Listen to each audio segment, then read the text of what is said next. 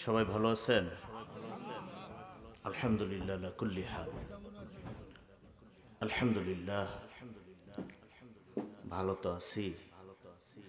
দেখছেন তো সারা পৃথিবীতে করোনা ভাইরাস আছে না?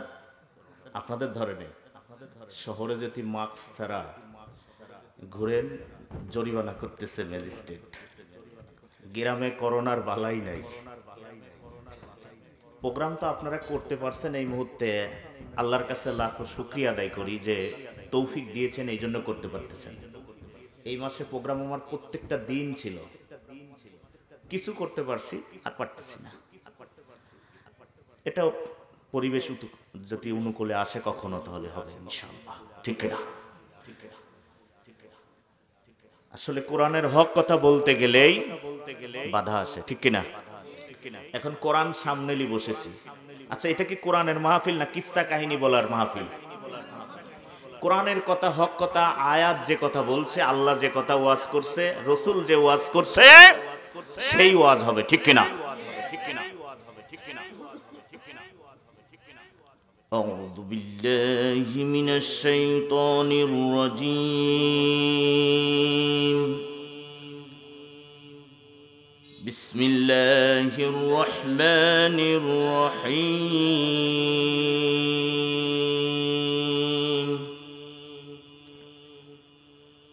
هو الذي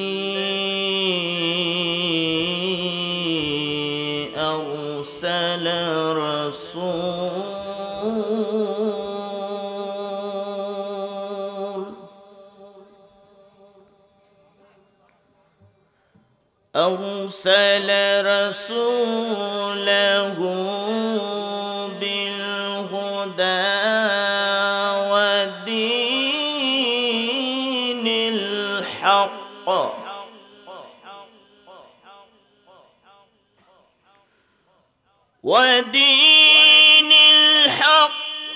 ليظهره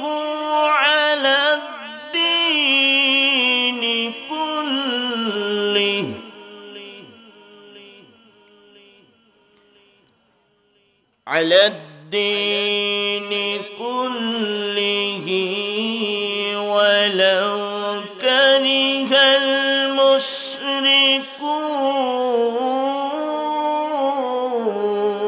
المشركون.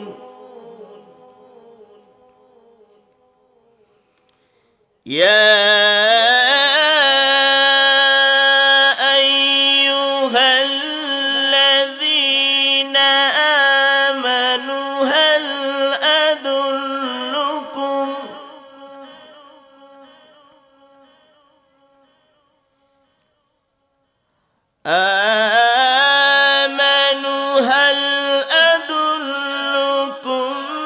على تجارة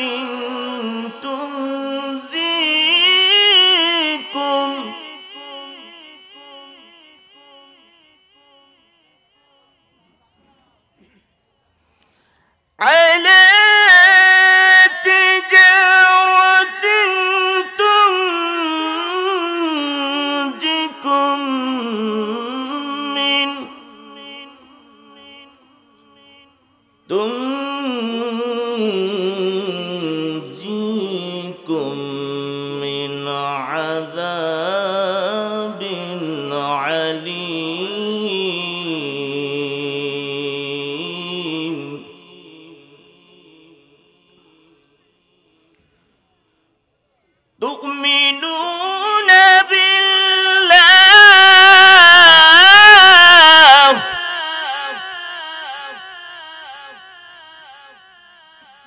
تؤمنون بالله ورسوله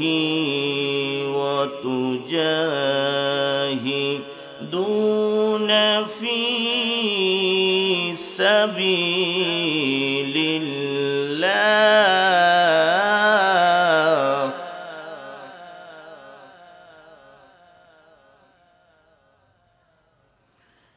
في سبيل الله بأموالكم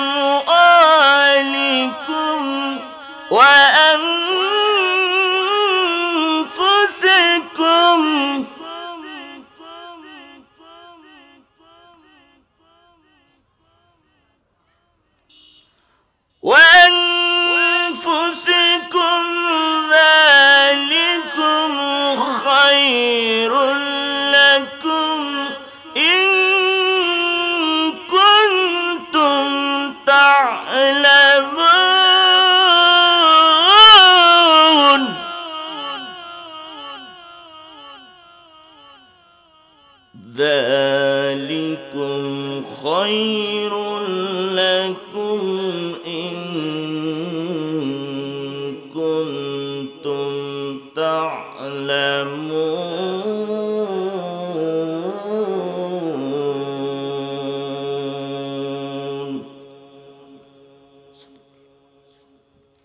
وقال تعالى في حبيب شان رسول الله صلى الله عليه وسلم إن الله وملائكته يصلون على النبي يا أيها الذين آمنوا صلوا عليه وسلموا تسليما اللهم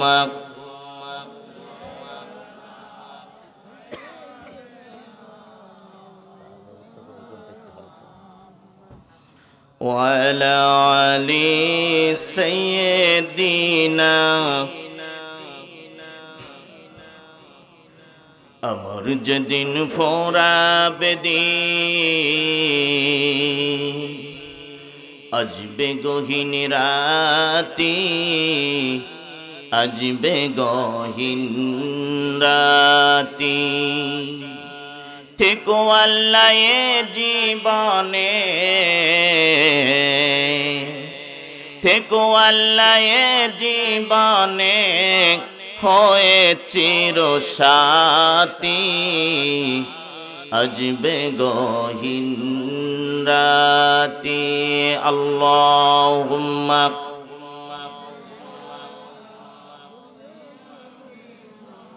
مولانا محمد وعلى آله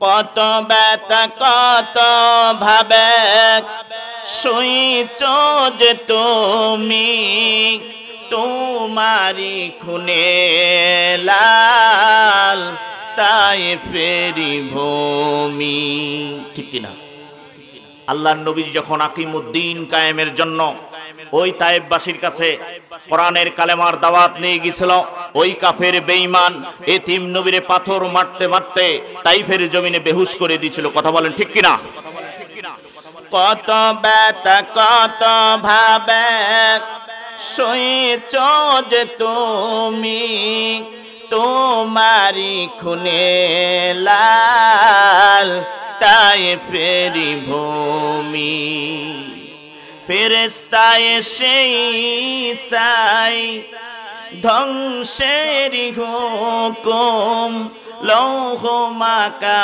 মুহাম্মদ প্রাণীতে হজরা ও আল্লাহ ক্ষমা করো এতাই বশিরে ওরা তো চিনি নাই আমি যে মুহাম্মদ হৃদয়ে মুহাম্মদ দরুদে মুহাম্মদ নামাজে মুহাম্মদ মরণে মুহাম্মদ একুম বার্ষিকী তাফসিরুল কোরআন মাহফিল স্থান টিকরি উত্তরপাড়া জামে মসজিদ ফৌজের মোড় দাপুনিয়া পাবনা আজকের মাহফিলের প্রধান অতিথি হিসেবে যিনি উপস্থিত আছেন পাবনা জেলার অহংকার বাংলাদেশ আওয়ামী লীগ জেলা প্রচার সম্পাদক আলহাজ মোহাম্মদ কামিল হোসেন সাহেব আল্লাহ পাক তার হায়াতের তৈবা নসিবকে সকলে বলুন আমিন আজকের মাহফিলের যিনি সভাপতিত্ব করবেন তিনি একজন হাফেজ কোরআনুল কারীমের যে কোরআন তিনি সিনার ভিতরে মুখস্থ শক্তি দিয়ে আল্লাহ পাক যাকে হাফেজ বানিয়েছে কোরআনের ধারক বাহক বানিয়ে দিয়েছেন এমন একজন ব্যক্তিকে পেয়েছি সভাপতি হিসাবে হাফেজ আব্দুল জব্বার প্রধান শিক্ষক খুদাইরপুর আবাসিক হাফিজিয়া মাদ্রাসা পাবনা আল্লাহ পাক তার নেক হায়াতের তৈবা নসিব করে সকলে বলুন আমিন আজকের মাহফিলের প্রধান যিনি আলোচক যাকে আমি সব সময় শ্রদ্ধা ভালোবাসার চোখে উচ্চ মাকাম দিয়ে রেখেছি যাকে আমি ভালোবাসি অন্তর থেকে যিনি গোটা বাংলাদেশে পরিচিত মুখ যাকে সব সময় আমি দেখতে পাই, কথা হয়, তিনি আর কেউ নয়, পাবনা জেলার অহংকার, পাবনা জেলার কৃতি সন্তান, আটঘরিয়া থানার যিনি উপজেলা চেয়ারম্যান ছিলেন, অত্যন্ত সুন্দর বলিষ্ঠ কণ্ঠস্বর, হযরত মাওলানা মোহাম্মদ জহুরুল ইসলাম খান, সুপার দেবোত্তর দাখিল মাদ্রাসা, আটঘরিয়া, পাবনা। আল্লাহ পাক তার কণ্ঠ এবং হায়াতকে বাড়াই দিক, সকলে বলুন আমিন। আজকের মাহফিলের দ্বিতীয় বক্তা হিসেবে যিনি বক্তৃতা পেশ করেছেন, এলাকারই কৃতি সন্তান আলহাজ হযরত মাওলানা দেলোয়ার হোসেন ফারুকী, আল্লাহ পাক তাকে হায়াত এবং সুস্থতা দান করুন, সকলে বলুন আমিন। এবং মঞ্চে বসা উলামে হযরত, সামনে বসা দিন পে ইসলাম পে ইসলামী দিনের কর্মীরা, সকলের প্রতি আবারও আন্তরিক সালাম, আসসালামু আলাইকুম ওয়া রাহমাতুল্লাহি ওয়া বারাকাতুহু। আমার ভাইরা, কোরআনুল কারীম থেকে আমি 3টি আয়াতে কারিমা তেলাওয়াত করেছি। যদিও আজকে বিশেষ মেহমান হিসাবে যতটুকু পারি হক কথাগুলি বলবো ইনশাআল্লাহ। কোরআনের কথা যারা বলতে দিতে চায় না, কোরআনকে বন্ধ করে দিতে চায়, সব জায়গায় সবকিছু চলে, যখন মাহফিল করা হয়, মসজিদে একত্রিত দোয়ার জন্য আয়োজন করা হয়, তখন বলে এখানে সমস্যা আছে, ভাইরাস বলে কি বলে না। দেখেন ভোট শুরুই হয় নাই, কমিশনার চেয়ারম্যান যারা দাঁড়াচ্ছে প্রতিদিন মিটিং করতেছে বড় বড়, কোনো বাধা নাই। কোরআনের কথা বলতে গেলে ভাইরাস শুরু হয়। আছে কোথাও? আপনারা তো গ্রামে বাস করেন, আমি তো শহরে বাস করি, আমি তো দেখি। এই জন্য আমি বলি আল্লাহ এদেরকে তুমি হেদায়েত নসিব করুন, বলুন আমিন। যারা বুঝে না আর যারা বুঝে তারা কি এক হতে পারে? আমাদের দেশে বর্তমান একটি মুক্তি ভাস্কর্য যাকে বলা হচ্ছে, এটা বানানোর অনেক কথা হচ্ছে, ঠিক কিনা? আসলে মুক্তি তৈরি করা এবং বানানো একটা মুসলিম রাষ্ট্রের মধ্যে এটা কখনোই জায়েজ না। এই জন্য আমি আয়াতে কারিমা তেলাওয়াত করেছি, বিশ্ব নবীজি আসার বার্তা, আল্লাহর নবীজি কেন পৃথিবীতে আসলেন, তার কার্যক্রম কি। অবশ্যই একটা কারণ আছে না নাই? আমাদের কারণ, পৃথিবীতে আসার একটি কারণ আছে, ঠিক কিনা?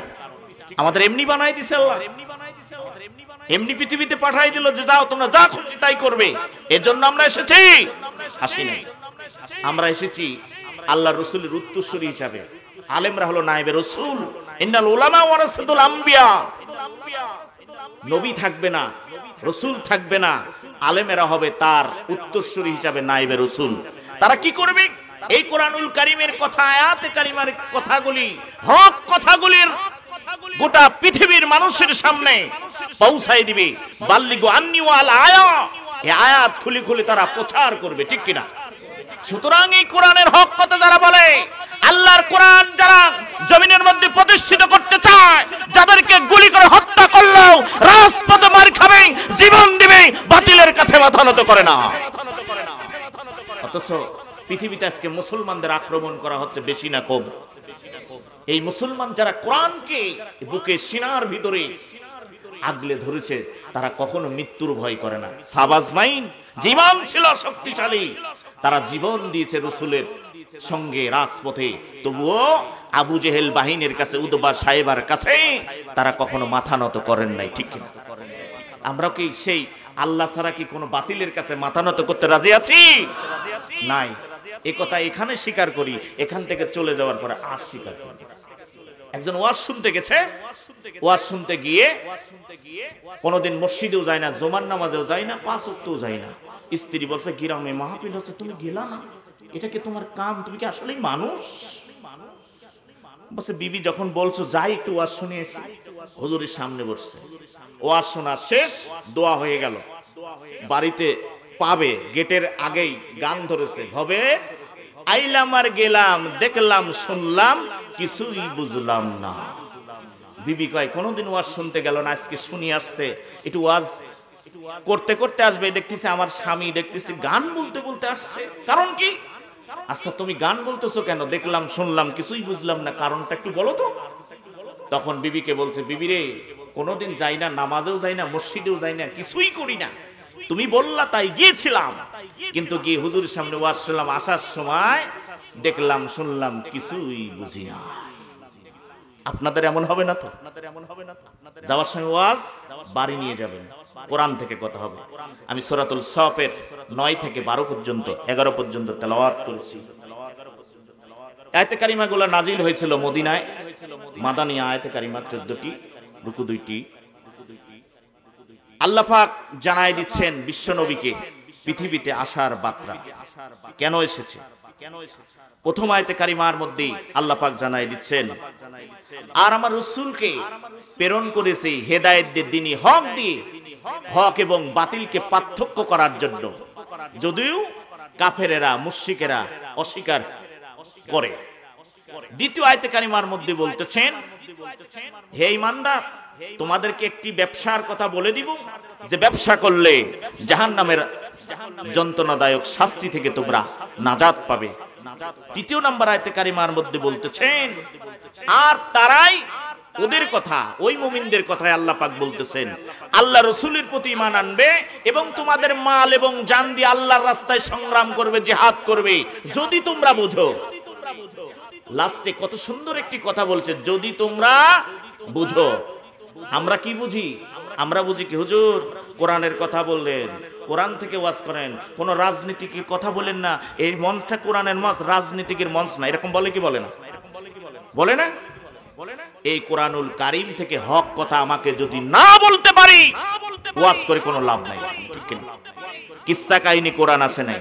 কোরআন আসে নাই তাবিজের জন্য, কোরআন আসে নাই আপনাকে গলায় ঝুলিয়ে রাখার জন্য, কোরআন আসে নাই মৃত্যু মানুষের সামনে খতম করার জন্য। কোরআন এসেছে বাস্তব জীবনে সরাসরি বর্তমানকে ধারণ করে এই কোরআনের আইন প্রতিষ্ঠিত করার জন্য আল্লাহর রাসূলকে পৃথিবীতে প্রেরণ করা হয়েছে। এই জন্য কিতাব কেন দিল?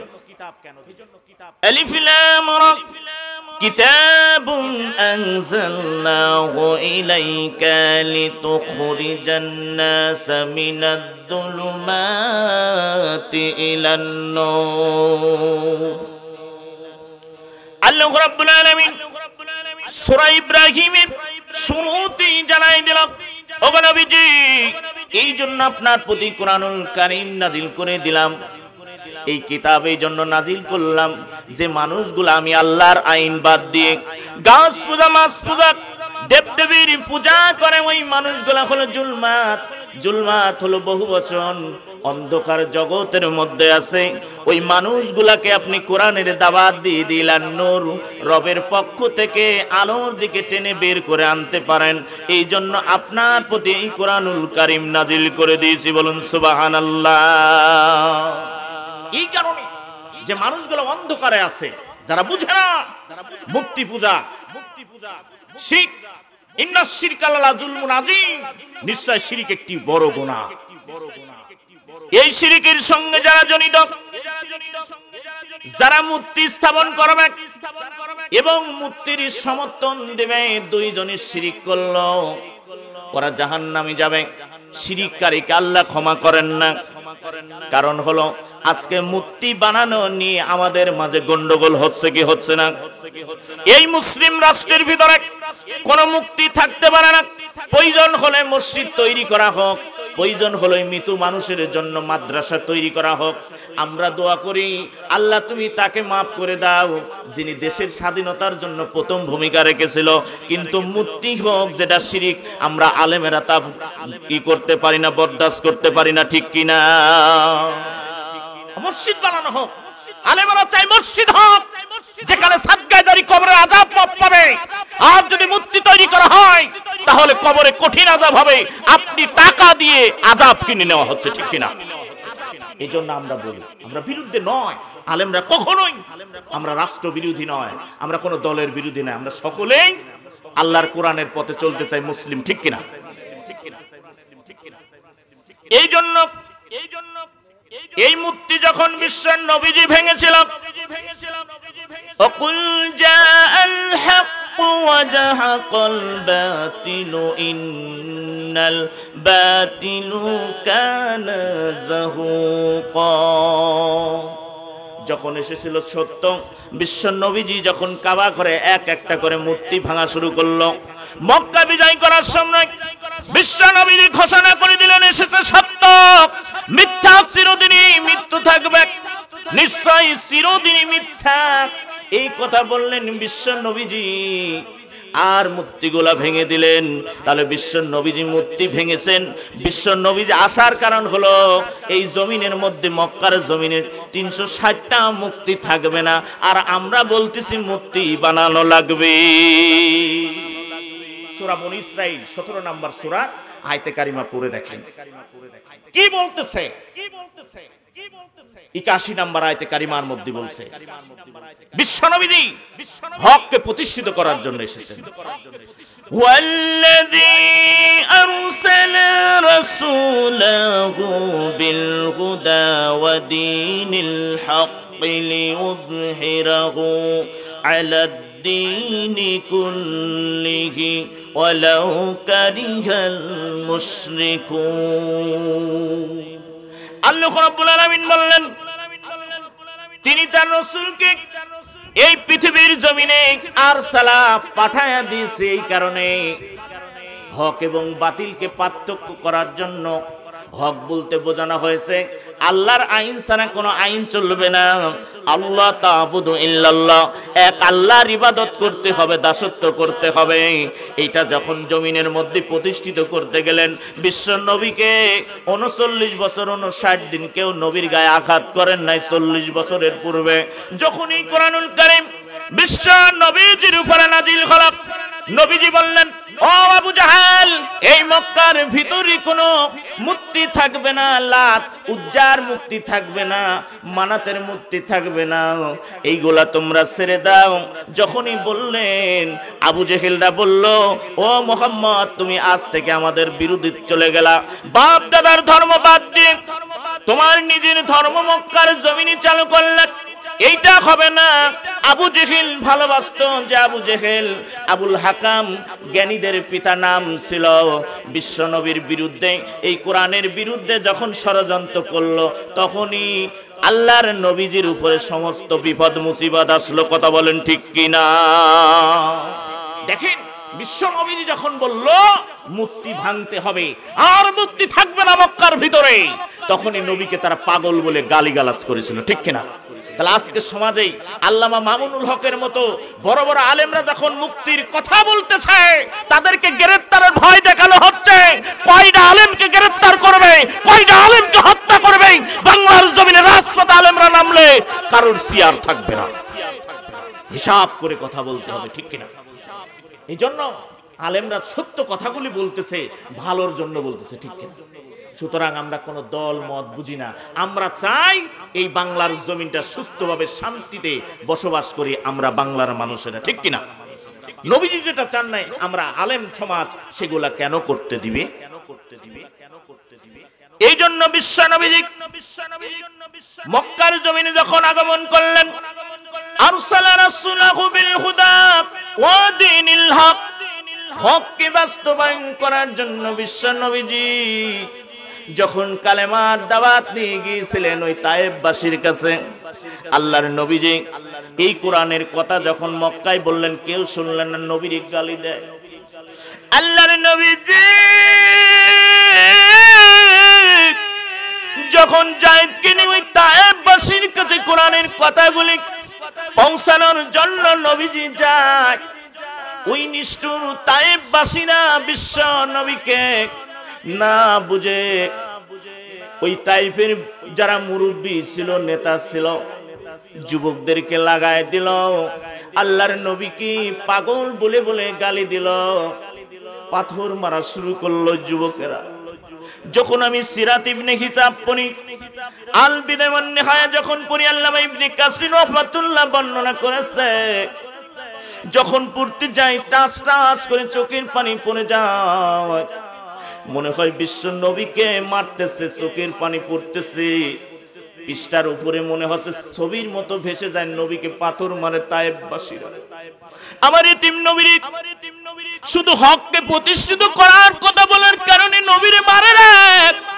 এ বাংলার জমিনের কাফের বেঈমানরা শুনে না, আমার নবীকে তায়েববাসীরা কেন মারল একবার বুঝো না? ওই উহুদের প্রান্তরে কেন দণ্ডন মোবারক শহীদ হয়ে যায়? বিশ্ব নবীর মাথার উপরে কেন নারী ভুঁড়ি চাপায় দেয়? একটাই কারণ হলো জমিনের ভিতরে হক থাকবে। বাতিলেরা নিষ্পত্তি হবে, বাতিলের আইন চলবে না, আল্লাহর কোরআন ছাড়া মক্কায় কোনো আইন থাকবে না। আল্লাহর নবীকে ওই কাফির বেঈমানেরা যখন পাথর মারতেছে, এমন সময় হযরতে যায়েদ ওই যুবকদের কাছে চলে যায়। যায়েদ দেখে বলে, ও যুবকেরা, আমার এতিম নবীদের আব্বা নাই, মা নাই রে, কাকে তোমরা মারতেছ? আমার নবীকে মেরো না, মেরো না। যায়েদ কান্দে। ওই তায়েববাসী সকল নেতাদের পায়ে ধরে যায়েদ। তারপর শোনে না নবীর পাথর মারে। বিশ্ব নবীর শরীরে পাথরের আঘাত লেগে লেগে টাস টাস করে রক্ত ঝরে যায়। আমার নবীজি পাথরের আঘাত খায়। হযরতে যায়েদ কান্দে আর বলে, মারিস নে, আরে তিন নবীরে মারিস না। কার গায়ে হাত দিলে রে যুবকেরা? যে নবী ছিলেন শাফায়াতকারী হবে না, এই নবী শুধু দুনিয়ার নেতা নয় রে, ওয়ালাল আখিরাতু খায়রুল লাকা মিনাল উলা। আমার নবীজি শুধু দুনিয়ার নেতা নয় রে, নয়, আমার নবীজি হলো আখিরাতের নেতা, শাফায়াতকারী হবে যে বিশ্ব নবীজি। মানজাল্লাযী ইয়াশফাহু ইনদাহু ইল্লা বিইذনিহি। যে নবীজির সুপারিশ ছাড়া কোন মানুষ জান্নাতে যেতে পারবে না, অনুমতি ব্যতীত কে আছে সেই দিন কথা বলবে আল্লাহর সামনে। এই নবীরই তোমরা মেরো না, মেরো না, তোমরা চিনতে পারো নাই আমার নবীর। আমার নবীর রব্বানা ইমান বিশ্ব নবীজি এদিকে বলে, যায়েদ রে। ওই যুবকেরা বুঝি না, যায়েদ তুমি কিছু বলো না যায়েদ। আল্লাহর নবীজি পাথরের আঘাত কি কি জমিনের মধ্যে পড়ে যায়। আবার ওই নেতাদের কথাই যুবকরা টেনে তুলে তুলে আমার নবীর পাথর মারে, নবীর পাথর মারে। আমার নবীজির রক্তপাত অবস্থায় কিতাবের মধ্যে এসেছে, তার শরীরের রক্ত ঝরতে ঝরতে জুতাটা পায়ের সঙ্গে লেগে যায় বিশ্ব নবীজি। আল্লাহ আমার নবীকে এমনি পাঠান নাই, আরসালা রাসূলাহু বিল হুদা। নবীকে পাঠানো হয়েছে হককে প্রতিষ্ঠিত করার জন্য। এই জমিনের মধ্যে আইন প্রতিষ্ঠিত করবে, এই কারণে নবীজি এসেছে মিথ্যাকে বিদায় করার জন্য। ওয়ালাউ কারিহাল মুশরিকুন। ওই কাফেররা যতই অপছন্দ করুক না কেন নবীরে, ওই টাইমে কাফের বেঈমানেরা নবীর অপছন্দ করেছে, কারণ মূর্তির বিরুদ্ধে হকের পক্ষে কথা বলেছেন, মিথ্যাদের পক্ষে কথা বিরুদ্ধে কথা বলার কারণে। আজকেও যারা আমার নবীজির মতো করে আকিমুদ্দিন ওয়াল ইসলাম আদ-দুনিয়া, আল্লাহর জমিনে দ্বীন কায়েম করার জন্য যারা বাস্তবায়ন করতে চায়, তাদেরকে ওই মুশরিকরা কাফেরেরা, আবু জেহেলের উত্তরসূরিরা, ফিরাউনের উত্তরসূরিরা, নমরুদের উত্তরসূরিরা, তারা বলল না না, সমাজ রাষ্ট্র যা কিছু আছে আমাদের মতো করে চলবে। তোমরা মসজিদের ইমামতি করবা, মাদ্রাসার দায়িত্ব নিয়ে শিক্ষা দিবা, আমরা সমাজে যা করব তোমরা বাধা দিতে পারবে না। ঠিক কিনা? আমার কথা কি বুঝতেছেন? আরসালা রাসূলা এই আয়াতের উপরে আলোচনা করলে সারা রাত করলেও শেষ হবে না। বিশ্বনবী এমন আক্রমণ করেছে কাফেররা, যখন বলেছে তোমরা যা করো সবকিছু আল্লাহ বিরোধী। যারা কোরআন বোঝে না, আল্লাহর আয়াতকে অস্বীকার করে, জিকির করে লা ইলাহা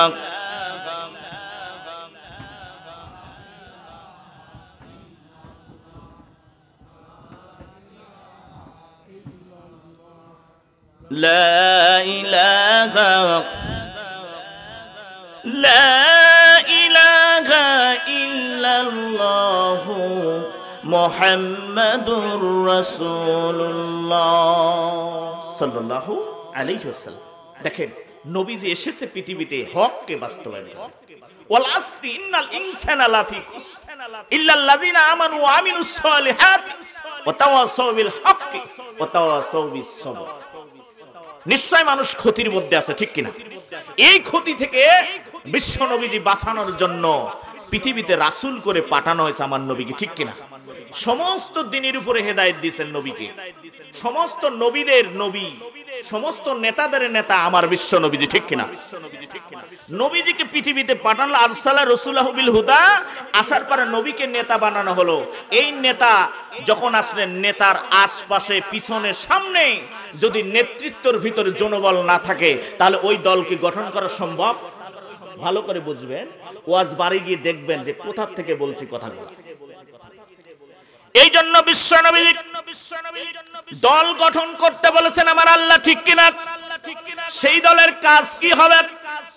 আর এখন বর্তমান যে দল হবে, ওই নবীর উত্তরসূরি যারা হবে তাদের কি কাজ হবে? আল্লাহ পাক বলে দিলেন, ওয়ালতাকুম মিনকুম উম্মাতুন ইয়াদউনা ইলাল খায়রি ইয়া'মুরুনা বিল মা'রুফি ওয়া ইয়ানহাউনা আনিল মুনকার ওয়া উলাইকা হুমুল মুফলিহুন। আল্লাহ রাব্বুল আলামিন সূরা আল ইমরানের 3 নম্বর সূরা 104 নম্বর আয়াতে কারিমা এটা আল্লাহ পাক জানাই দিলেন, নবীজি আর আপনার উম্মতের ভিতরে অবশ্যই একটা দল থাকতে হবে যারা সৎ কাজের আদেশ জারি করবে, অসৎ কাজের বাধা সৃষ্টি করবে। ওরাই হবে পৃথিবীর জমিনে শ্রেষ্ঠতম দল। সুবহানাল্লাহ।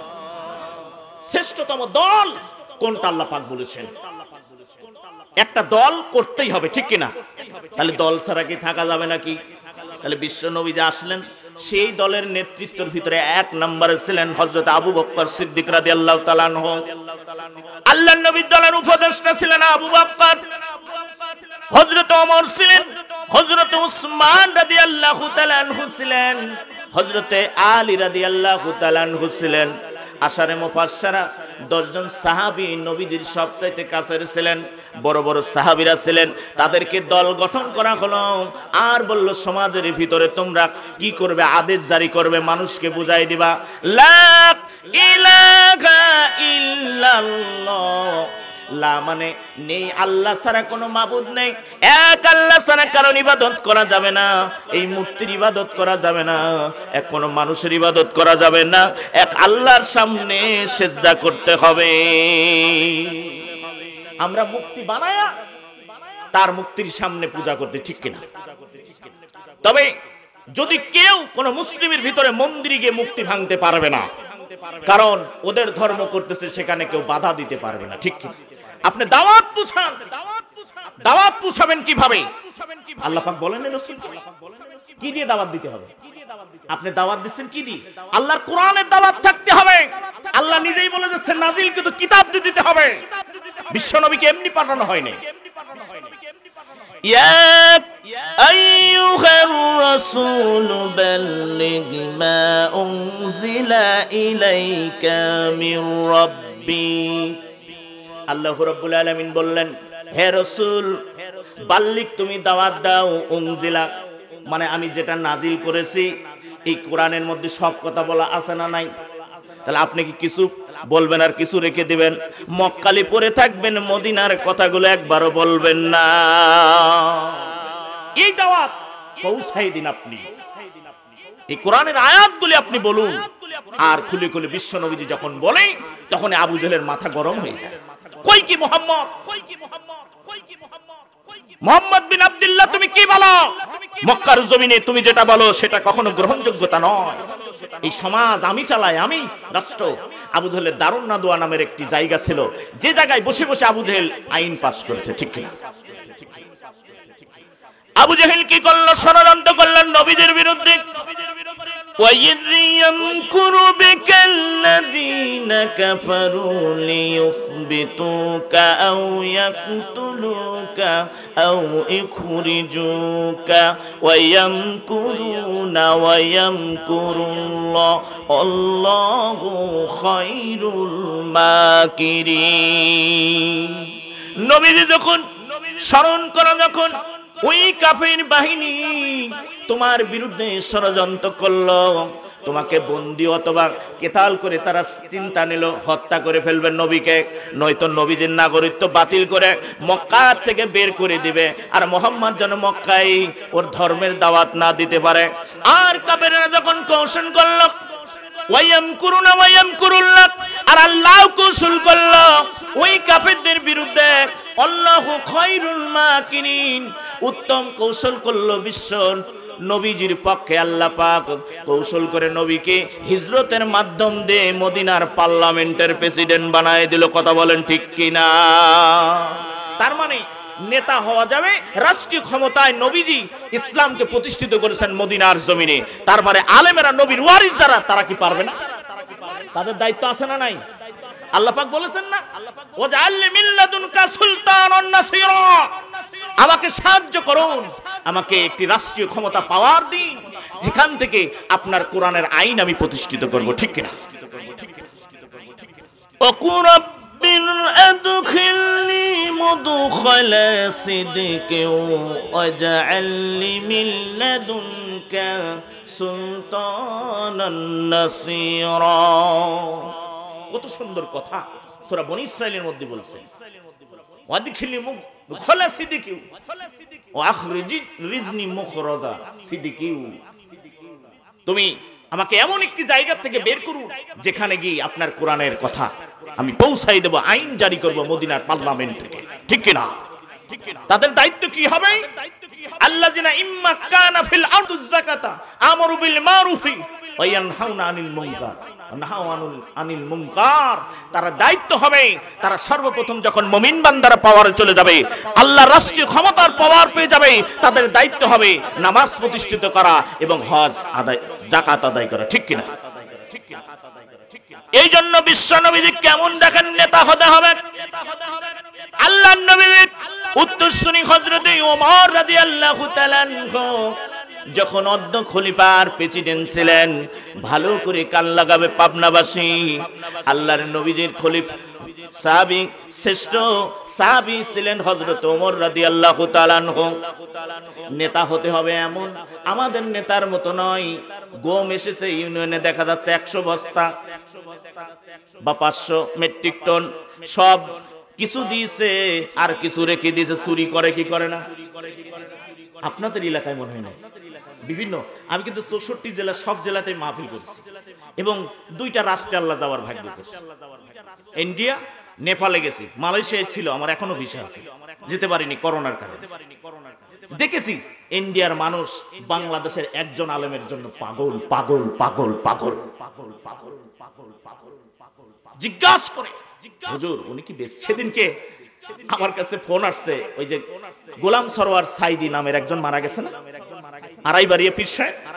আমি ওই জায়গায় মাহফিল করে আসছি, ব্রাহ্মণবাড়িয়া।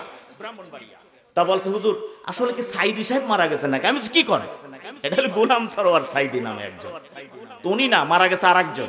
এরকম ভুল বুঝে আমরা মৃত্যুর, কিছুদিন আগে আবার মৃত্যুর সংবাদ একজন দিচ্ছে, বলছে যুক্তিবাদী সাহেব কি মারা গেছে নাকি? আছে না হাবিবুর রহমান যুক্তিবাদী? মাঝে মধ্যে আমরা উড়ে ফুরে কোন থেকে কি শুনি, আর নেট এসে হয়েছে আরো বিপদ। ঠিক কিনা? আল্লাহর নবী সাহাবী হযরত ওমরের ইতিহাস দেখেন।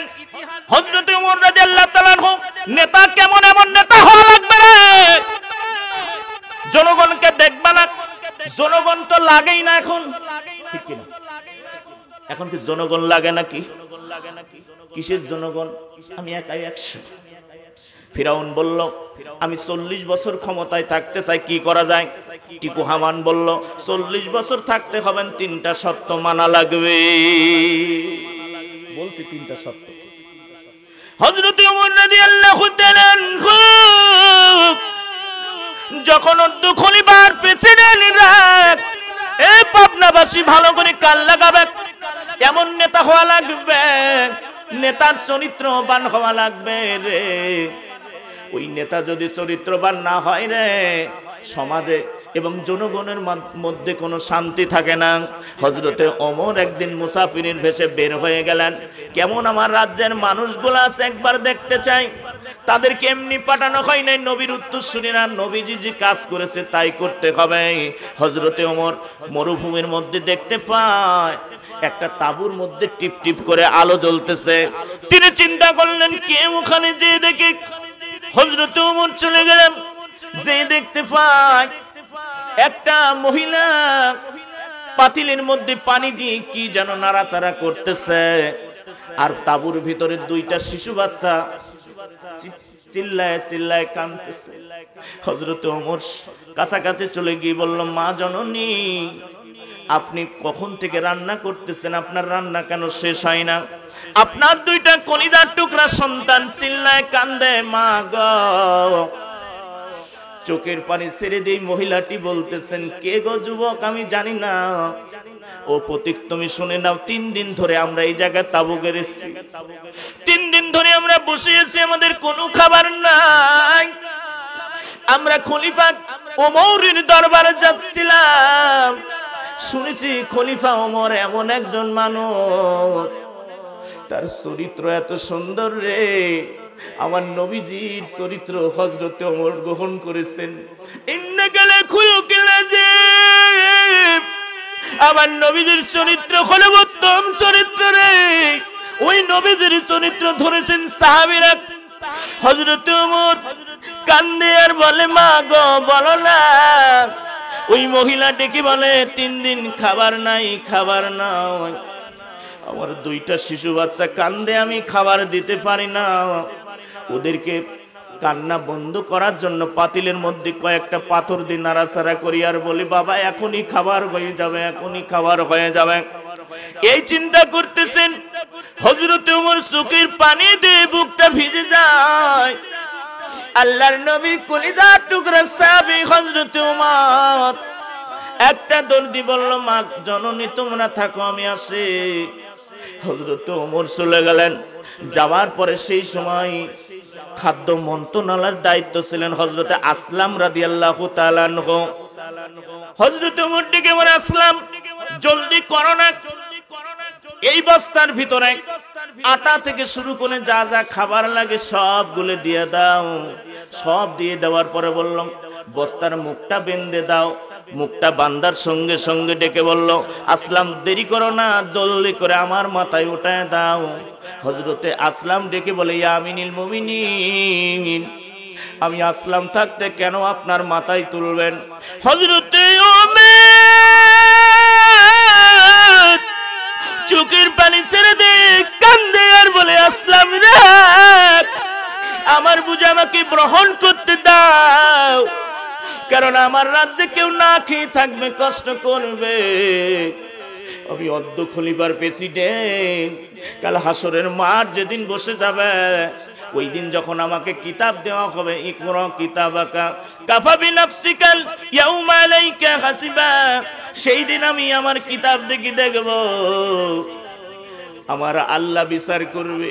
সেই দিন দেখবো আমার রাজ্যের ভিতরে না খেয়েছিল, আমার কাছে আসতে গিয়ে আমি আসামির কাঠ গড়ায় দাঁড়াতে চাই না রে আসলাম। জলদি করে আমার বুঝা আমার মাথায় উঠায় দাও। হযরত ওমর রাদিয়াল্লাহু তাআলা আনহু এই খাবারের বোঝা মাথায় নিয়ে, আটার বোঝা নিয়ে ওই মরুভূমির মধ্যে চলে গেলেন। সঙ্গে সঙ্গে মহিলাকে বললেন, জলদি করে রুটি বানায় নাও। রুটি বানানোর পর হযরত ওমর রাদিয়াল্লাহু তাআলা আনহু রুটি সিরি সিরি সবজি দিয়ে 2টা শিশু বাচ্চার মুখে তুলে দাও। আর হযরত ওমরের চোখ দিয়ে ডর করে বুকটা ভিজে মাটিতে পড়ে যায়। হযরত ওমর কান্দে। ওই যুবক শিশু বাচ্চা 2টা কান্দে আর মুখের দিকে চায়, ডেকে বলে, তুমি কেন কান্দো? কান্দো। ওই মহিলাও তাকায় বলে, কেন কাঁদো পথিক রে, তোমার কি হয়েছে, কেন চোখের পানি ছেড়ে দাও? হযরত ওমর এত সুন্দর মানের নেতা ছিল। এমন সময় মহিলা চিল্লায়, ডেকে বলে, ও পথিক, আমি ওমরের দরবারে যাচ্ছিলাম, আমার মনে কয় হযরত ওমর যদি রাজ্যের নেতা না হইয়া তুমি হইতা তাহলে মনে হয় রাজ্যটা আরো সুন্দর হইতো। আমার কাছে সব চাইতে ভালো লাগতো তুমি যদি অদ্য খলিফার প্রেসিডেন্ট হইতা। হযরতে ওমর বলল, মা জননী, কালকে তুমি ওমরের দরবারে এসো, আমি ওই জায়গায় থাকবো। এই মহিলা দুইটা শিশু বাচ্চা নিয়ে হযরত ওমরের দরবারে যখন চলে যায়, দেখতে পায় আর কেউ নয়, কেউ নয়, স্বয়ং খলিফা হযরত ওমর কালকে রাতে গিয়েছিলেন, তিনি সিংহাসনে বসা রয়েছে। বলুন সুবহানাল্লাহ। এইরকম নেতা হতে হবে রে। সমাজের নেতা যদি বানানো, ওমরের মতো নেতা হওয়া লাগবে, আবু বকর উসমান আলীর মতো নেতা হওয়া লাগবে। এই রকম নেতা যদি আজকে সব জায়গায় গঠন করতে পারো রে, তাহলে সমাজ রাষ্ট্রে সব জায়গায় শান্তিতে ভরে যাবে। কথা বলেন ঠিক কিনা? নেতার মতো নেতা হতে হবে, ঠিক কিনা? তাহলে রসুল এসেছে, রসুলের আইন, রসুলের সমস্ত কার্যক্রম আমাদেরকে পালন করতে হবে, ঠিক কিনা? আপনারা রাজি আছেন তো? মুখে স্বীকার করলেন মাহফিলে, হুজুর যখন বলে হাত তোলেন তো সবাই আবেগে হাত তুলি, এখান থেকে যাওয়ার পর হুজুরকে গালি দিতে চায়। সমালোচনা করে কি করে না? কত সমালোচনা দেখেন। এক শ্রেণীর আলেমেরা এই কথা বলে কে খোঁজ নেন, এখানে কথা বলে ডিস্টার্ব। এক শ্রেণীর আলেমেরা বলছে মুক্তি করা যাবে না। জিয়াউল হক নামের একজন মাওলানা, আমি জানি না উনি মাওলানা নাকি অন্য কিছু জানি না, তিনি বলতেছেন ভাস্কর্য করা যাবে। তাহলে হক যারা প্রতিষ্ঠিত করতে তাদের বিরুদ্ধে আবু জাহেলের উত্তরসূরি আব্দুল্লাহ বিন উবাইর উত্তরসূরিরাও দাঁড়ায় যাচ্ছে, ঠিক কিনা? কেন দাঁড়ায়? এরকম গোটা বিশ্বের ইহুদি খ্রিস্টানেরা, যে ইহুদিরা মুসলিমদের শত্রু, তাদেরকে অর্থ দিয়ে, টাকা দিয়ে তাদেরকে কথা বলানো হচ্ছে, ঠিক কিনা? আপনি মনে করছেন জো বাইডেন এসেছে মনে খুব ভালো হবে, বন্ধুত্ব করবে। তারা নীতিগত দিক থেকে এমনি মুখে অনেক কথাই বলতে পারে। বারাক ওবামাও বলেছিল। ট্রাম্প সর্বপ্রথম সফর করেছিল সৌদিতে, মনে হয় মুসলিমদেরকে মনে হয় ভালোবাসবে, কখনোই নয়। যখন ওরা শপথ নেয়, ওদের সংবিধান যখন পড়ে, ওই সংবিধানের বাইরে একটা কথাও তারা বলতে পারে না। রাষ্ট্রের নীতিগত দিক থেকে তারা ঠিক আছে, আর আমাদের নীতিরে বাবা কিসের কি ধাক্কা মেরে বের করে দেয়, আছে না নয়? সব গম যা আছে রিলিফের মাল সব চুরি করে খাই দেয়, আছে না? এক এলাকায় একজন ভোট চাইতে গেছে, বক্তৃতা দিতেছে, আমাকে যদি ভোট দাও এলাকায় ব্রিজ করে দিব। একজন উঠি বলছে, নেতা এলাকায় তো ব্রিজ করবেন, নদী নালা খাল বিল তো কিছুই নাই, আপনি যে কথা দিচ্ছেন এগুলো করবেন কোথায় ব্রিজ? তা আবেগে পরি বলছে, প্রয়োজন হলে নদী কেটে ব্রিজ করে দেব। এরম আছে না? আছে। আর বর্তমান আমাদের সমাজে মা বোনদের কথা একটু বলা বেশি দরকার, কারণ তারাই বর্তমান দেশের সরকার, ঠিক না? আমার মা বোনের আজ আমি দেখে এসেছি, আমার মা বোনের আজকে পদ্মাহীন। মা বোনেরা দিনের জন্য যা করেছে, মা বোনদের নামে সূরা আছে না নাই? সূরা নিসা। পরীক্ষাটা যারা পরীক্ষা দেয় যে মা বোনেরা ইসলামী আন্দোলনের জন্য, তাদের নামে একটি সূরা আছে, সূরা মুমতাহিনা, পরীক্ষিতা নারী, ঠিক কিনা? নারীদের চরিত্র ইসলামের জন্য ছিল। আরো একটি ঘটনা দেখেন, যারা হলো এই জমিনের ভিতরে আল্লাহর কোরআন কি বাস্তবায়ন করতে চায়। হযরতে ওমরের স্ত্রী এত সুন্দর চরিত্রবান ছিল। হযরতে ওমর মরুভূমির মধ্যে দিয়ে যখন যায়, দেখতে পায় তাঁবুর মধ্যে একটা কান্নার শব্দ আসতেছে। এই কান্নার শব্দ দেখে হযরতে ওমর চলে গেলেন। হযরতে ওমর দেখতে পেলেন বাইরে একজন মানুষ দাঁড়ানো। জিজ্ঞাসা করলেন, ভাই তাঁবুর ভিতরে তো কান্নার শব্দ কেন, বলো না? এমন সময় লোকটি বলে, কে গো প্রতীক জানি না, আমার স্ত্রীর প্রসব বেদনা উঠেছে, আমরা তাঁবু গেড়ে চেষ্টা করতেছি কিন্তু কিছুই করতে পারছি না, কোন মানুষ নাই, আমি একা, এখন কি করব? হতাশাগ্রস্ত হয়ে আছি। এমন সময় হযরত ওমর বলল, তুমি একটু দাঁড়াও, আমি আসতেছি। আল্লাহর নবীর সাহাবী হযরত ওমর বাড়িতে চলে গেলেন। বাড়িতে গিয়ে বিবিকে ডেকে বলল, ও বিবি, তুমি কি জানো রে বিবি, জান্নাত বিক্রি হচ্ছে, তুমি কি জান্নাত চাও না জাহান্নাম চাও? ওই বিবি ডেকে বিবিকে বলে প্রাণীর স্বামী গো, অবশ্যই আমি জান্নাত চাই। এই কথা বলার সঙ্গে সঙ্গে বিবিকে সব কথাগুলি খুলে বললেন। হযরতে ওমর বললেন, বিবি জলদি করে নাও, আতক ঘরের জন্য যা যা লাগে সব কিছু নিয়ে নাও। অদ্য খলিফার প্রেসিডেন্ট হযরতে ওমর বিবিকে নিয়ে একটা গর্ভপাত করার জন্য চলে গেলেন। হযরতে ওমর বাইরে দাঁড়ানো, তার বিবি কি করল, ওই মহিলার গর্ভপাত করার জন্য যখন তিনি চেষ্টা করলেন, এমন সময় তাঁবুর মধ্য থেকে বাচ্চার কান্না ভেসে আসলো। আর ডেকে বলল, ইয়া আমিনুল মুমিনিন, শুভ সংবাদ দিয়ে দিন, তার একটি সন্তান হয়েছে। এই কথা যখন বললেন, আমিনুল মুমিনিন বলে যখন ডাক দিয়েছে হযরত ওমরকে, ডাক দেওয়ার সঙ্গে সঙ্গে প্রতীক শুনে ফেলার পরে তিনি কান্দে আর বলে, আমিনুল মুমিনিন, আমি বুঝতে পারি নাই অদ্য খলিফার প্রেসিডেন্ট যিনি, তার স্ত্রীকে দিয়ে আমার স্ত্রীর এই উপকারটি করলো। হযরত ওমর কেমন মনের মানুষ ছিল দেখেন, প্রেসিডেন্ট হওয়ার পরে স্ত্রী আতক ঘরের কাজ করার, আর আমাদের নেতার স্ত্রী, নেতা যদি সই না করে, যার নেতারা আছেন, যারা বড় বড় চাকরিজীবী আছে, স্ত্রীর কাছে যখন যায়, স্ত্রীর স্বামীকে শাসন করে, সই না করলে কিন্তু ভাত বন্ধ আছে না। বোয়াল মাছ নিয়ে যাচ্ছে, ইলিশ মাছ 2 কেজি ওজন নিয়ে যাবে, খাও কাটটা, তুমি জানো না খাদ্যমন্ত্রী আমি, তুমি সই যদি না করো তোমার আজ বাড়ি আসা বন্ধ। ঠিক আছে আমি সই করি, আছে না। ঘুষ খাই না, ঘুষ জায়েজ, খাচ্ছে। এইটাকে সরানোর জন্য বিশ্ব নবী এসেছে, আল্লাহর নবী মদ বন্ধ করার জন্য এসেছে, আল্লাহর নবী জুয়া বন্ধ করার জন্য এসেছে, আল্লাহর নবীজি মসজিদে বসে বসে তাসবিহ করার জন্য এত সুবহানাল্লাহ বলে এত নেকি করবা আর তোমরা জান্নাতে চলে যাবা, এই জন্য বিশ্ব নবীজি আসেন না। মুসলমানেরা নামাজ পড়ি শুধু জান্নাতে যেতে চায়, আল্লাহ পাক জান্নাত দিবে কথা বলেছে, আমার রাসূল বলে দিয়েছেন, ইন্নাল্লাহ হাসতারা মিনাল মুমিনিনা আনফুসাহুম ওয়া আমওয়ালাহুম বিআন্না লাহুমুল জান্নাহ, নিশ্চয়ই মুমিনদের জান মালের বিনিময়ে জান্নাত বিক্রি করে দিয়েছেন। কথা বলেন ঠিক কিনা? অন্য দিনতে এক ধরনের আলোচনা, আজকে একটু ব্যতিক্রম আলোচনা নিয়ে আসলাম। কেন আমরা কি সবাই মূর্তি পূজা করতে রাজি আছি নাকি? মূর্তি পূজা করবেন না তো? এই যে মসজিদে নামাজ পড়বেন তো? কেউ কয় ইনশাআল্লাহ, আবার কেউ কয় পড়বো, কিন্তু ফজরের নামাজে যায় দেখা যাবে 2-4 জন, ওয়াজে কিন্তু মানুষ কত। এই জন্য কোরআনের জন্য যদি আমাদের বাংলার জমিনে না গোটা পৃথিবীতে নবীকে নিয়ে কটূক্তি করার পরে ফ্রান্স সরকার যেমন কটূক্তি করে, গোটা বিশ্বের জমিনের মুসলমানেরা গর্জে উঠেছিল।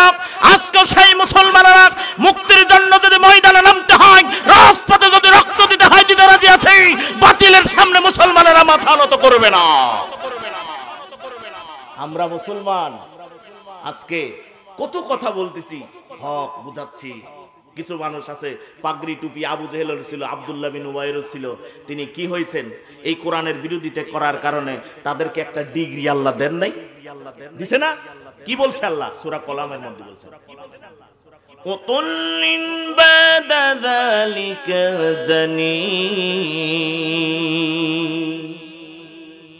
জানিম বললেন কেন? তাফসীর ইবনে কাসিরের মধ্যে এসেছেন, এই জানিম শব্দটা পিতৃ পরিচয়হীন যে সন্তান জন্ম নেয়, কোনো বাবা নাই কিছু নাই, অবৈধভাবে যে সন্তান জন্ম নেয়, সন্তানকে কি বলা হয়? জারজ বলা হয়। আল্লাহ পাক বলে দিলেন, ওয়ালিদ বিন মুগিরাকে বিশ্ব নবীজি বলেছেন, আল্লাহর নবীর বিরোধিতা করার কারণে তাকে বলেছেন জারজ সন্তান। আমার কথা কোরআনের আয়াত, বিশ্ব নবী এসেছেন, আরসালা রাসূলাহু বিল হুদা ওয়া দীনিল হক, হককে বাস্তবায়ন করবে জমিনের ভিতরে। আল্লাহর কোরআন দিয়ে সবকিছু চলবে, আল্লাহর বিধান দিয়ে সবকিছু চলবে, অন্য কিছু দিয়ে চলতে পারে না। এই কথা আল্লাহ পাক বলছে কি বলে না? বলছে, ইন্না আনজালনা ইলাইকাল কিতাবা বিল হাক্কি লিতাহকুমা বাইনান নাস বিমা আরাকাল্লাহ। আল্লাহ রাব্বুল আলামিন সূরা নিসা 105 নম্বর আয়াতে কারিমার মধ্যে জানায় দিল, ওগো নবীজি, এই জন্য আপনার প্রতি কিতাব নাজিল করেছি। এই কিতাব দিয়ে সমাজ, রাষ্ট্র, বিচার, ইনসাফ ভিত্তিক সব কিছু চলবে। ওই কাফের মুশরিকরা যা বলেন নবীজি শুনবেন না। আপনাকে পাঠিয়েছি, আপনি আমার এই কোরআন দিয়ে সব কিছু বাস্তবায়ন করবে। এই কারণে সুতরাং আমাদেরকে আল্লাহর নবীর সমস্ত পদক্ষেপ সব জায়গায় মানতে হবে, ঠিক কিনা? ইসলাম কি কিছু মানবেন নাকি পরিপূর্ণ মানবেন? উদখুলু ফিস সিলমি কাফা, পরিপূর্ণ প্রবেশ করতে হবে। ইন্নাদ-দীনা ইনদাল্লাহিল ইসলাম, ইসলামকে প্রতিষ্ঠিত, ইসলামের পক্ষে যারা থাকবে, ইসলামের ছায়াতলে যারা থাকতে চায়, তাদের জুলুম, নির্যাতন, হামলা, মামলা, ফাঁসির কাস্টে যদি জীবন দিতে হয়, সাইয়েদ কুতুবের মতো তাও দিতে রাজি আছে মুসলমানেরা। ঈমান হারা হবে না। যারা প্রকৃত মুসলমান তারা তাগুদের সামনে পাচির হয়ে দাঁড়ায় যায়, ঠিক কিনা? কেমনি? আল্লাহ বলছে না ওদেরকে বেশি ভালোবাসে। ইন্নাল্লাহা ইউহিব্বুল্লাযিনা ইউকাতিলুনা ফি সাবিলিহি সাফফান কাআন্নাহুম বুনিয়ানুম মারসুস। আল্লাহ পাক সূরা সফের 4 নম্বর আয়াতে কারিমার মধ্যে বলে, নিশ্চয় আমি ওদেরকে বেশি ভালোবাসি যারা আমার রাসূলকে প্রেরণ করে, রাসূলের আইন যারা বাস্তবায়ন করে, আল্লাহর জমিনে তাদের মাল জান দিয়ে সীসাগলা পাচিরের ন্যায় দাঁড়িয়ে থাকে ইসলামকে প্রতিষ্ঠিত করার জন্য। তাদের যদি বোমা মেরে হত্যা করা হয়, ওই জায়গায় দাঁড়িয়ে থাকবে, ইসলাম থেকে অনার হবে না, অনার হবে না। কথা বলেন ঠিক কিনা? আমার ভাইরা, কোরআনে আল্লাহ কথা বলতেছে, আমি কি কোরআনের বাইরে কোনো কথা বলছি? কোনো কথা বলতেছি? তাহলে নবীজি আসলো আর কাফের মুশরিক কেন অপছন্দ করে এটা আমাদেরকে বুঝতে হবে। আমাদেরকে আজকে অপছন্দ কেন করে আর সময় নেই, বুঝতে পারছি। এই জন্য দেখেন আল্লাহর নবী হযরত ইউসুফ আলাইহিস সালাম, সূরা ইউসুফ পড়ে দেখবেন, সূরা ইউসুফের প্রথম শুরু থেকে কিন্তু কেরাত। হযরত ইউসুফ আলাইহিস সালাম স্বপ্নে দেখেছিলেন, যখন বাবাকে বললেন তার অন্য একটা স্ত্রী শুনে ফেলেছিলেন, আর 10টি ভাইয়ের কাছে যখন বলে দিল, বলল ইউসুফকে বাবা বেশি ভালোবাসে, আমাদেরকে ভালোবাসে না। এই ভালোবাসার থেকে ইউসুফকে কিভাবে আলাদা করা যায়? ইউসুফ নবীকে যেমন ইয়াকুব আলাইহিস সালাম ভালোবাসতো, এই ভালোবাসার কারণে তার 10টি ভাইরা ষড়যন্ত্র করলো। তারা বলল আলাদা করে ফেলবো। যেমন ইউসুফ আলাইহিস সালামকে ভালোবাসতেন, আজকেও যারা মুসলমানেরা আল্লাহর নবীর ইউসুফের মতো করে যাকে বেশি ভালো হয়, নায়েবে রাসূল, যিনি পৃথিবীর 51টি দেশে কোরআনের তাফসীর করলেন, যে মুফাসসির হাজার হাজার মানুষ কালেমা পড়ে মুসলমান হয়ে গেল, তাকে যখন মুসলমানেরা ভালোবাসে, কোরআন প্রেমিকরা ভালোবাসে, ইউসুফকে যেমন ভালোবেসেছিল, আর ইউসুফের 10টি ভাইয়ের উত্তরসূরিরা আজকে তেমনি করে এই নায়েবে রাসূলের বিরুদ্ধে কিন্তু ষড়যন্ত্র করে। কথা বলেন ঠিক কিনা? যারা আলেমদেরকে ভালোবাসে, এই ভালোবাসার পক্ষে যারা আছে, তাদের বিরুদ্ধেই আজকে ওই 10টি ভাইয়ের মতো ষড়যন্ত্র করতেছে, ঠিক কিনা? রাসূল এমনি আসছে। আমরা মনে করি নামাজ রোজা করব, মসজিদে শুধু 5 ওয়াক্ত সেজদা করব, আল্লাহ আমাদের জান্নাত। আমার ভাইরা, জান্নাত কিসের বিনিময়ে? জান মালের বিনিময়ে দিবেন। তা আমাদের অর্থের কথা আল্লাহ সর্বপ্রথম বলেছেন, বিআমওয়ালিকুম ওয়া আনফুসিকুম। শেষে আয়াতে কারিমার মধ্যে তুমিনুনা বিল্লাহি ওয়া রাসূলিহি, আল্লাহ এবং রাসূলের প্রতি ঈমান আনো এবং তোমাদের মাল এবং জান দিয়ে আল্লাহর রাস্তায় সংগ্রাম করো, যদি বুঝো। এখন আমরা যদি বুঝে থাকি, আমার ভাইয়েরা, এখানে একটি মসজিদ তৈরি হচ্ছে, এই মসজিদের জন্য তৈরি করতে অনেক সিমেন্ট লাগবে, বালি লাগবে, এই মসজিদের জন্য ইট লাগবে। এই জায়গায় যারা একটি ইট দেবে এবং বালি দিবে, যা কিছু দেবে, ওই মা বাবা যদি কবরে চলে যায়, তার জন্য সাদগায়ে জারি কবরে পৌঁছায় দেওয়া হবে। আমরা কি মসজিদের পক্ষে কাজ করতে রাজি আছি? এই মসজিদটা এখানে হোক, আমরা নামাজ পড়ি 5 ওয়াক্ত, এটা আমাদের কি মনের থেকে ইচ্ছা আছে? তো আছে। জিকির করে লা ইলাহা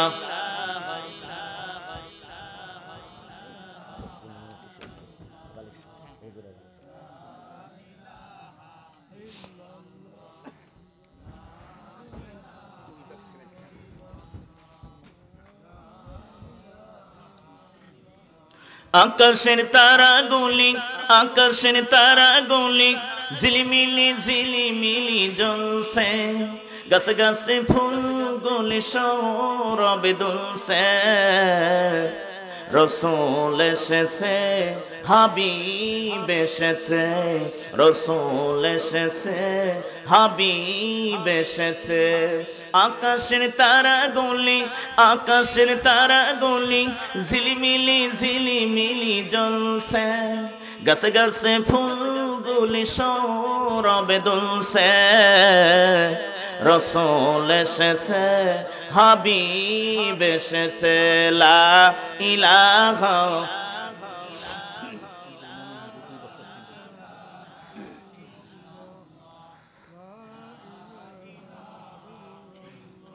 আরব দেশে কাবার পাশে মানবের সেরা মানব এসেছে আরব দেশে কাবার পাশে মানবের সেরা মানব এসেছে হাবিব এসেছে রসুল এসেছে হাবিব এসেছে হুজুর এসেছে লা ইলাহা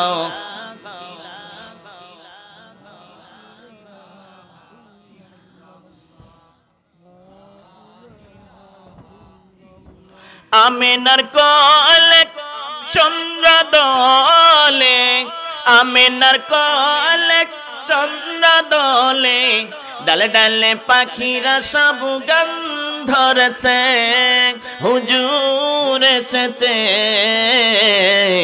হাবিব এসেছে রসুল এসেছে হাবিব এসেছে আমিনার কোলে চন্দ্র দোলে আমিনার কোলে চন্দ্র দোলে ডালে ডালে পাখিরা সব গান ধরেছে হাবিব এসেছে রসুল এসেছে হাবিব এসেছে লা ইলাহা